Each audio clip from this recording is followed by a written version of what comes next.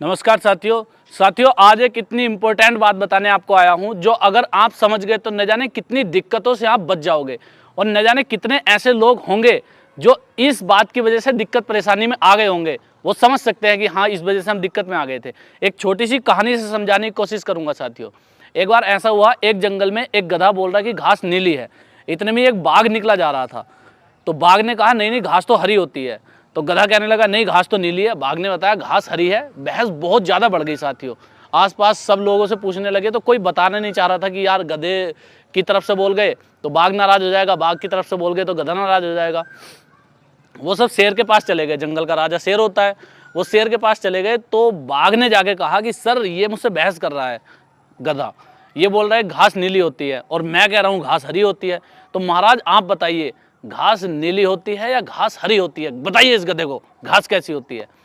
तो महाराज ने कहा, अपने सैनिकों को आदेश दिया कि इस बाघ जो है इसके कमर पे 20 कोड़े लगाओ। बाघ इतने में देख के चकित हो गया कि भाई घास तो हरी होती है और महाराज मुझे उल्टा पनिशमेंट दे रहे हैं।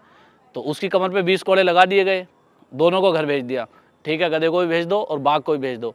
बाघ ने थोड़ी देर रुक के पूछा कि महाराज आप ये बताइए क्या घास नीली होती है?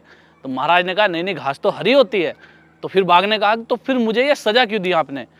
तो महाराज ने कहा घास तो हरी होती है लेकिन सजा तुझे घास की वजह से नहीं मिली, सजा तुझे गधे से बहस करने के लिए मिली है। इसलिए साथियों, गधे से कभी बहस मत करना। अगर गधा गलत भी कोई बात बता रहा है, कोई बात नहीं, दूसरा कोई बहस कर लेगा, आप बहस मत करना, साइड में बचो। गधे ने कहा घास नीली होती है, भैया होती होगी, आपको पता है ना घास हरी होती है, बस। गधा आपको कोई एग्जाम नहीं ले रहा।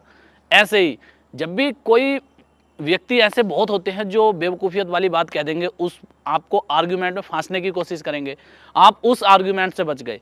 अगर आप उस आर्ग्यूमेंट से बच गए जो बेफिजूल की आर्ग्यूमेंट है, तो साथियों न जाने कितनी दिक्कतों से, कितनी झंझटों से आप बच जाओगे।